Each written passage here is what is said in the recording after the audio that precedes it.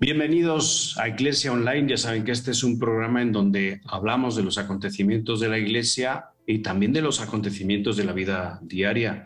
Somos 4 sacerdotes. Bienvenidos: Daniel Portillo, Javier Monroy, Patricio Lins, desde Roma, desde Honduras. Adelante, ¿cómo están? Saludos, ¿qué tal? Buenas tardes a todos. Pues hoy vamos a presentar a una figura conocida y pues que representa a su santidad el Papa Francisco. Él es el nuncio apostólico en México, Monseñor Franco Coppola. Bienvenido, gracias por estar con nosotros. Buenas tardes, gracias.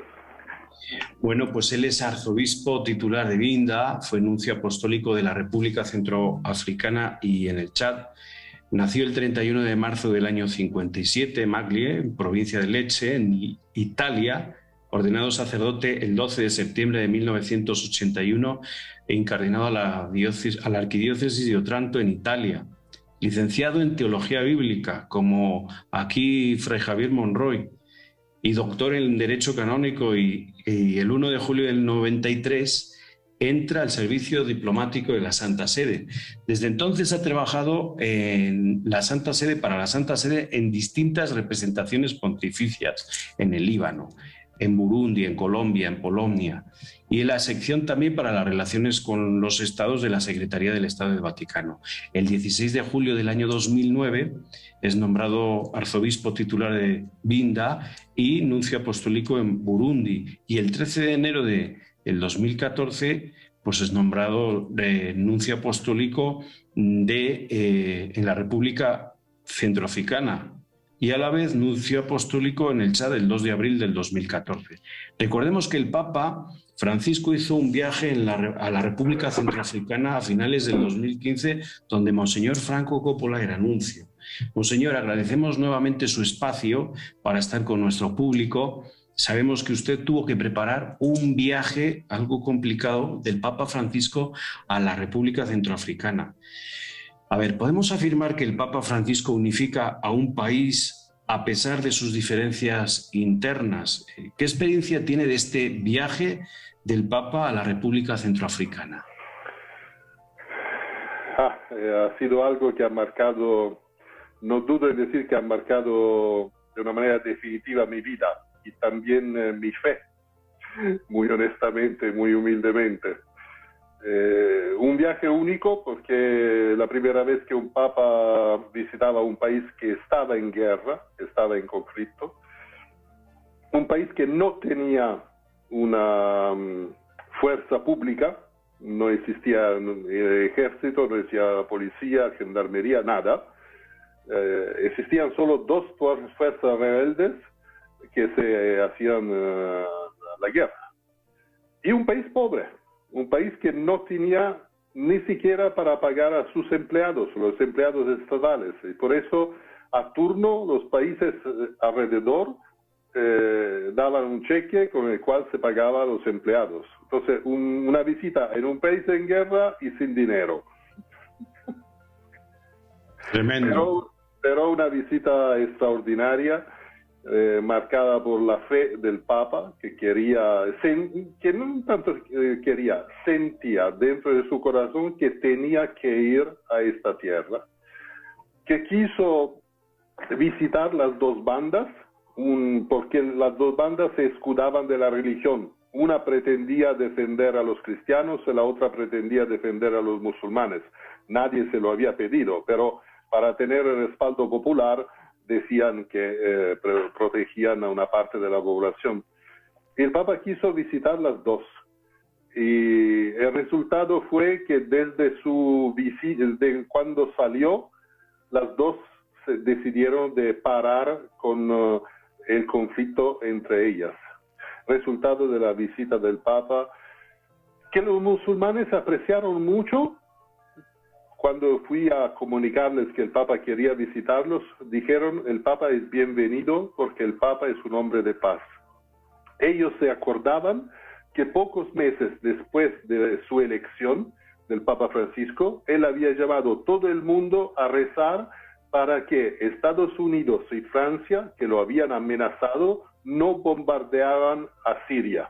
De hecho, no pasó, se pararon antes de iniciar, y en el corazón de estos musulmanes había quedado que el Papa había pedido y había comprometido toda la Iglesia a parar un bombardeo de un país musulmano. Muchísimas gracias, monseñor. Agradecemos su participación con nosotros este día. Quisiera comentar que una de las características de su servicio diplomático ha sido considerada, es visto justamente como un embajador de la paz. Desde su llegada a México hasta este momento, usted puede ver muchas personas que de manera quizás silenciosa y callada están trabajando en favor de la paz. ¿Qué le diría usted a las personas que están construyendo y tejiendo este esfuerzo por la paz y que quizás están padeciendo las situaciones de violencia, las situaciones de desconcierto en distintos ambientes y en distintas geografías? ¿Qué les diría usted a estas personas? Seguramente hay muchas personas que trabajan en ese sentido. No se podría explicar diferentemente cómo sobrevive México en las condiciones en las cuales se encuentra, azotados por estas bandas criminales, por la corrupción que está en todo lado. No se podría explicar la sobrevivencia de México, que sigue siendo un gran país, si no hubiera un gran trabajo de gente humilde, laicos y sacerdotes que construyen día a día la ciudadanía y la vida de México. De todas maneras, yo pienso que, aunque, claro, el trabajo escondido, silencioso, tiene mucho mérito frente al Señor, pienso que en la medida de posible esto hay que hacerlo visible. Gracias, monseñor, por estar aquí con nosotros, por compartir, por dedicarnos su tiempo. Otro campo muy importante en relación a las estructuras que hay en México tan grandes son las educativas, ¿no? La Iglesia Católica tiene escuelas parroquiales, tiene colegios, institutos, universidades. De hecho, en este programa nos escuchan profesores, padres de familia, ¿no? Están que están escuchándonos y les gustaría escuchar por parte de usted, ¿no? Porque la violencia de la que está usted hablando, ¿no? Estas estructuras de desigualdad que hay en México, ¿no? ¿Cuál es la influencia? ¿Cuál cree usted, cómo percibe usted la influencia que tiene la escuela católica en la sociedad mexicana?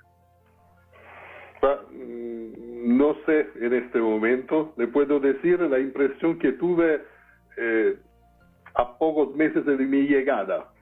No sé si ha cambiado o no ha cambiado. Tendría que cambiar necesariamente, pero al principio la impresión que tuve fue un poco desesperada, honestamente. Pensando en un país que tiene muchísimos colegios, muchísimas universidades, casi no hay gran congregación religiosa que no tiene su universidad. Y por mi oficio encuentro muchas personas, políticos, gobernantes, personas, digamos, que ocupan lugares importantes en el gobierno del país. Lo que varias veces he dicho es que de estas universidades salen personas que profesionalmente son de primer orden, son a nivel de las mejores universidades de Estados Unidos de América, pero del punto de vista del testimonio de vida católica, no sé cuál sea la eficacia. Esto pienso que es algo que todas las congregaciones tendrían un poco que revisar su manera de ofrecer este servicio, que no sea solo una universidad más sino que sea verdaderamente una universidad católica. Monseñor, bienvenido, un gusto. Yo, para quedar bien con mis amigos agustinos, le comparto que soy un fruto de una institución agustiniana, soy exalumno de los agustinos. De hecho, es por ti que estaba diciendo esa explicación el nuncio, ¿eh? Por los frutos. Pero bueno, el tono agustiniano. Así es, ahí está parte de mis raíces. Pero bueno, yo le quería hacer un comentario y una pregunta, Monseñor. Primero, retomando todas estas situaciones dolorosas, ¿no?, que usted nos comentaba, bueno, de su experiencia en la República Centroafricana, pero también hay muchas situaciones que realmente son lacerantes alrededor del mundo. El Papa nos pide no caer en la globalización de la indiferencia, ¿no? A veces parece que estamos anestesiados. Y en la realidad mexicana hay una situación que a mí en lo personal me toca mucho por vivir en Honduras, ¿no?, que son nuestros hermanos y hermanas migrantes que están atravesando situaciones muy límites y que intentan llegar a un futuro mejor y tienen que atravesar esta realidad tan dura, ¿no?, que es el de la migración. Mi pregunta es, ¿cómo un nuncio desde la nunciatura, ¿no?, pensando en aquellos católicos, laicos, sacerdotes, religiosas que están trabajando en estos espacios, qué puede ayudar desde una nunciatura para acompañar a estos hermanos y hermanas que están colaborando con nuestros hermanos migrantes, ¿no? ¿Qué se puede hacer? Pienso que me impresionó este fenómeno. Era la primera vez que me encontraba con un fenómeno migratorio tan importante. Sobre todo que no sé si era algo común antes, pero en los últimos años hubo, digamos, masas organizadas de migrantes. Miles y miles de personas que juntas pasaban por México yendo hacia Estados Unidos. Lo que he constatado es el cambio que se ha dado entre la población mexicana. Cuando yo llegué, en los primeros meses había migrantes que pasaban, pero digamos en pequeñas cantidades, y normalmente la iglesia lo sostenía con las varias casas de migrantes, pero también la misma población lo sostenía, le daba a comer, le daba lo necesario para que pasara hasta la frontera. Frente a esta multitud, miles y miles que llegaron juntos, la población se daba cuenta que no podía, no alcanzaba a ayudar como estaba normalmente acostumbrada a hacer. Entonces empezó a protegerse, a tratar mal a los migrantes. Pienso que hay un gran trabajo que hacer la Iglesia aquí en México, que es recuperar esta dimensión de la acogida y del acompañamiento de los migrantes. Vamos un momento a un descanso, seguimos aquí en Eclesia Online, enseguida regresamos.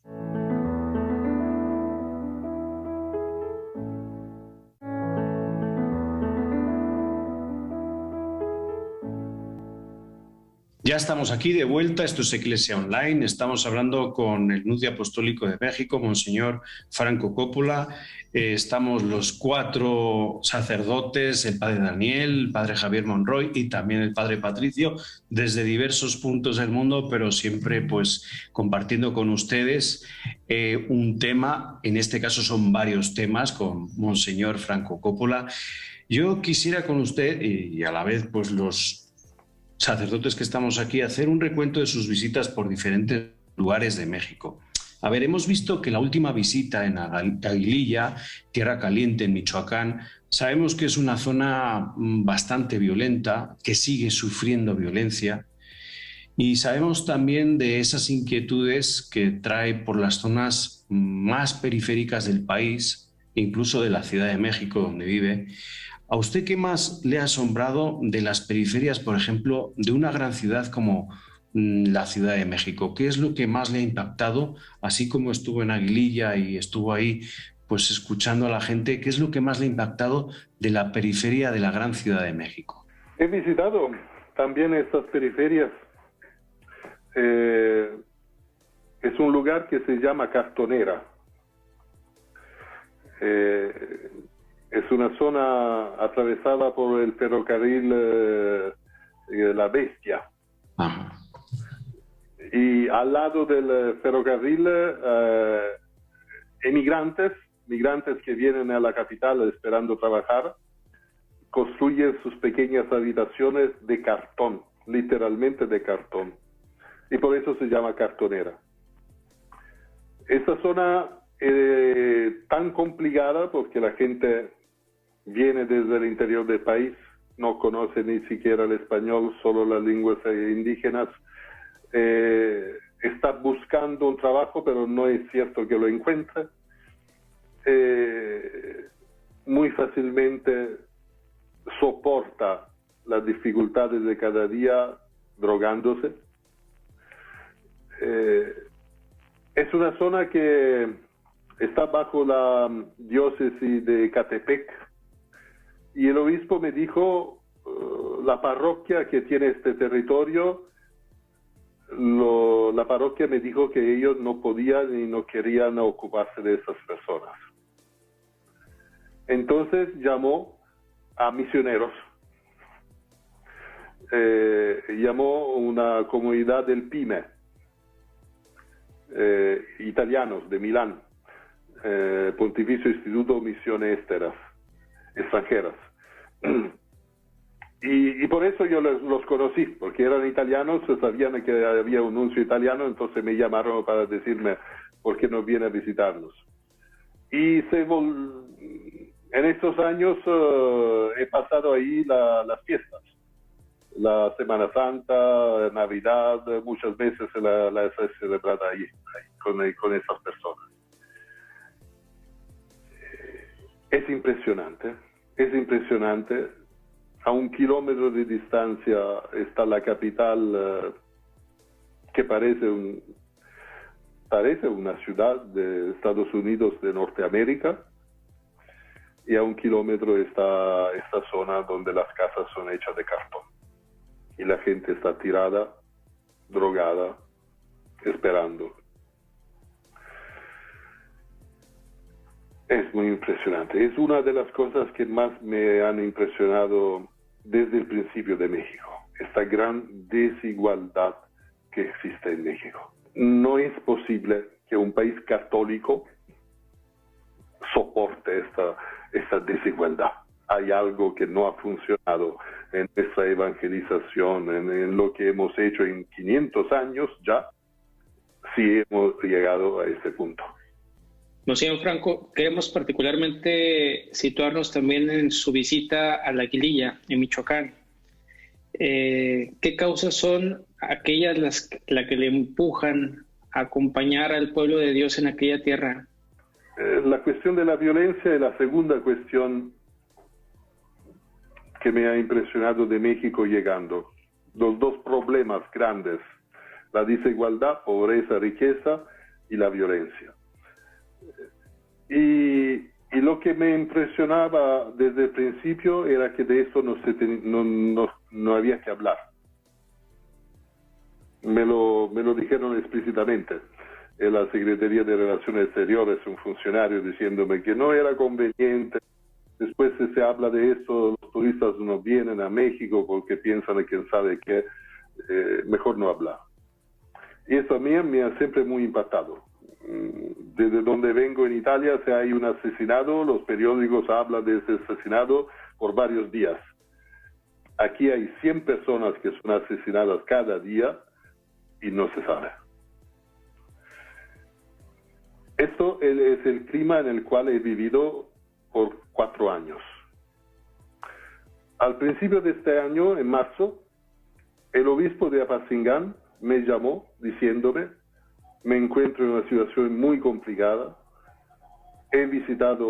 tengo la costumbre de visitar los pueblos de mi diócesis, a veces me han secuestrado la camioneta, después me la han regresado, una vez me han bloqueado dentro de un pueblo cortando todos los caminos y no podía regresar a Apatzingán, y ahora lo que está pasando en Aguililla no se puede. ¿Me puede ayudar a contactar al gobierno federal? Entonces, con los contactos que la Nunciatura tiene, lo puse en contacto con la Secretaria de Seguridad y también con el señor presidente. 2 semanas después había la asamblea de la conferencia episcopal era el 13 de abril, me parece, o el 16 de abril, él tuvo un cuarto de hora al final de la asamblea y dio su testimonio de lo que estaba pasando en su diócesis. Y me acuerdo muy bien cómo inmediatamente hubo una reacción de conmoción y de solidaridad de parte de todos los obispos. Era una conexión virtual por Zoom como esta, y en el chat todos exprimían su conmoción, y había una pregunta que todos se hacían: ¿qué fare? ¿Qué fare? ¿Qué podemos hacer? La asamblea se cerró con esta pregunta que se quedó dentro de mi corazón. La llevé toda la tarde, también en la oración que hago normalmente en la tarde. En la noche llamé al obispo y le dije: Monseñor, ¿qué diría si vendría con usted a visitar los lugares que usted piensa que son más golpeados por esta situación? ¿Es una cosa que pueda hacer? ¿Lo aceptaría? ¿Sería contento? Digo, Monseñor, yo no pensaba que fuera posible que usted viniera. Claro que sí, somos muy contentos, me puede ayudar mucho. Entonces, por un día vamos a invadir su tierra con nuestra presencia, con la presencia del señor obispo, de los demás que nos acompañaban, para que no se sientan solos. Fue eso el único, digamos, objetivo de mi visita. Me permite una respuesta quizás breve a esta pregunta que puede sonar difícil de responder, ¿no? Porque con estas situaciones que nos da a compartir, que nos está testimoniando, ¿no? ¿Cómo hablarle de Dios a aquellos que quizás se sienten abandonados por Dios, ¿no? ¿Cómo hablar un mensaje de esperanza en situaciones tan límites como la de esta familia, ¿no? No sé qué nos podría compartir al respecto. El padre espiritual de la academia donde yo estudié decía que a nosotros el Señor nos trataba todavía como niños, entonces nos daba azúcar y dulces, no nos daba todavía experiencias difíciles y fuertes. Y puede ser que yo sea todavía niño. De hecho, no tuve ningún encuentro de persona desesperada al punto de sentirse abandonada por Dios. Al contrario, encontré personas que veían en este servidor y en todos los que se estaba realizando en ese día la presencia del Señor. Y agradecían de esto. Pienso que la Iglesia no tenemos los medios para parar esta violencia. Y el mismo Jesús terminó su vida terrena en la cruz, bajo un poder militar. Entonces no es nuestra misión y no tenemos los medios para eso, aunque podemos seguramente colaborar, y esto se puede hacer y la Iglesia tiene que hacerlo, colaborar con las autoridades y todo el resto de la sociedad para eliminar, para liberarse de este flagelo. Esto sí se puede, se tiene que hacer. Pero en este momento no creo que no tenemos los medios para parar esto, pero podemos estar presentes. Eso es muy importante, estar presentes. En la parábola del buen samaritano, el sacerdote y el levita pasan del otro lado y no ven a lo que está ahí herido, azotado por los bandidos. El samaritano se acerca y hace lo que puede para curarlo. A mí me ha gustado mucho visitar a Quilía, a Guaje, a Pacingán, porque puedo decir con muchísimo gusto, en medio de tanto dolor, que he visto una iglesia presente. He visto los curas que se han quedado allá. No han salido. No han abandonado a su pueblo. He visto un obispo que pasa todos los días por todos los pueblos de su diócesis y hace sentir a sus curas que está allá, a su lado. Esta es la iglesia, esto tiene que ser la iglesia. No sé lo que pasa en otros lados, pero espero que sea así, porque esto podemos hacer y esto fortalece a nuestro pueblo, Muchísimas gracias, Monseñor Franco Coppola, por estar con nosotros. Se nos acaba el tiempo, gracias a ustedes. Gracias por compartir estas historias de esa iglesia silenciosa que trabaja y que pues usted visita cada día. Gracias por estar ahí con todos ellos. Gracias, Daniel, Javier, Patricio. Nos vemos en el siguiente programa. Hasta la próxima.